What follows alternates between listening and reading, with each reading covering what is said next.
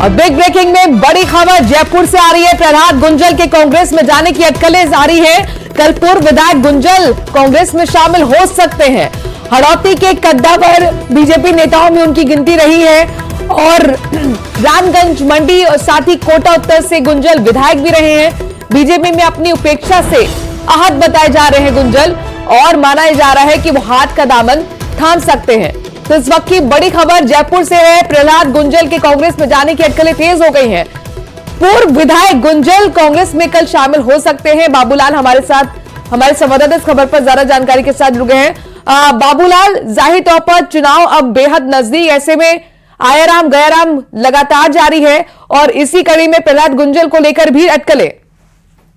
जी बिल्कुल, पिछले कई दिन से कांग्रेस के नेता उनसे संपर्क में हैं और प्रहलाद गुंजल टिकट मांग रहे थे कि उन्हें कोटा से नहीं तो कम से कम टोंक सवाई माधोपुर या अजमेर से लोकसभा का टिकट दिया जाए बीजेपी का। लेकिन लगता यही है कि अब बीजेपी ने शायद उनके नाम पर विचार नहीं किया होगा, इसलिए अब उनके कांग्रेस में जाने की चर्चाएं तेज हैं और कांग्रेस के बड़े नेता जो हैं उनसे लगातार संपर्क में हैं। माना यही जा रहा है कि कल प्रहलाद गुंजल कांग्रेस का दामन थाम सकते हैं और कोटा से उनको कांग्रेस अपना उम्मीदवार ही बना सकती है। अगर कांग्रेस की टिकट पर गुंजल चुनाव लड़ते हैं तो वो अपने ही पूर्व सहयोगी ओम बिरला के सामने चुनाव लड़ेंगे।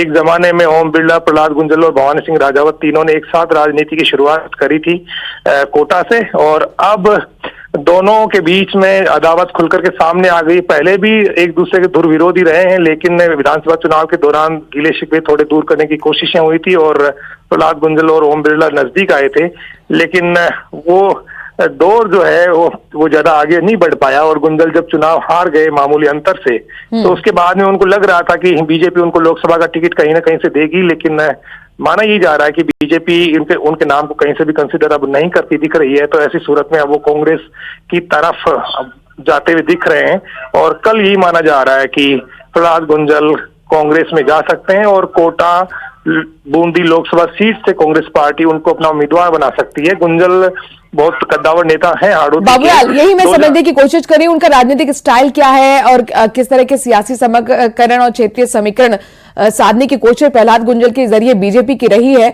कितना बड़ा झटका यहाँ पर बीजेपी के लिए चुनाव से एन वक्त पहले माना जाए और कांग्रेस को कितनी बड़ी ताकत देंगे गुंजल? बिल्कुल, हाड़ौती में प्रहलाद गुंजल बहुत लोकप्रिय नेता है, गांव-गांव में उनका संपर्क है और कोटा गवर्नमेंट कॉलेज की राजनीति से वो बाहर निकल करके और आगे बढ़े और 2003 में उन्होंने उस जमाने के कद्दावर नेता और कई बार के मंत्री रामकृष्ण वर्मा को चुनाव हराया रामगंज मंडी सीट से। और उसके बाद में जब गुर्जर आंदोलन हुआ 2007-8 में तो उनकी वसुंधरा राजे से पटरी नहीं बैठी और सिटिंग एमएलए रहते हुए वो करीब 2 महीने जेल में उन्होंने गुजारे, लेकिन वो पीछे नहीं हटे। आखिर में वसुंधरा राजे और प्रहलाद गुंजल के बीच में समझौते हुए और फिर से वो बीजेपी में शामिल हुए। इसके बाद में प्रहलाद गुंजल ने कोटा उत्तर से चुनाव लड़ा और शांति धारीवाल को चुनाव हराया, जो कि शहरी सीट है और यहाँ पर गुर्जर मतदाताओं की संख्या बहुत ज्यादा नहीं है, बहुत कम संख्या में यहाँ गुर्जर समुदाय के लोग रहते हैं जिस बिरादरी से ताल्लुक रखते हैं। और 2018 में वो धारीवाल से चुनाव हार गए थे और 2023 में भी वो मामूली अंतर से इस बार करीब 2000 वोटों से चुनाव हारे। तो उनका जाना बीजेपी के लिए एक बड़ा झटका होगा क्योंकि उनकी कार्यकर्ताओं में पकड़ है, गांव-गांव में उनका संपर्क है और गुंजल चुनाव लड़ते हैं तो फिर ओम बिरला और प्रहलाद गुंजल के बीच में कांटे की टक्कर देखने को मिल सकती है। मुकाबला तगड़ा हो सकता है हाड़ौती में और कांग्रेस पार्टी उनकी ज्वाइनिंग को पूरे प्रदेश में भुनाने की कोशिश करेगी क्योंकि उनके अधिकांश नेता पार्टी छोड़ के जा रहे हैं। तो ऐसे तौर पर बाबूलाल कल बड़ा इवेंट भी हो सकता है। इस सिलसिले में बहुत बहुत शुक्रिया तमाम जानकारी हम तक पहुंचाने के लिए। नजर बना के रखिएगा, आगे आपसे अपडेट्स लेते रहेंगे। और एल्विश यादव से जुड़ी हुई इस वक्त की बड़ी खबर अपने दर्शकों को दे दे कि क्वारंटीन सेल से एल्विश को शिफ्ट किया गया है। एल्विश को हाई सिक्योरिटी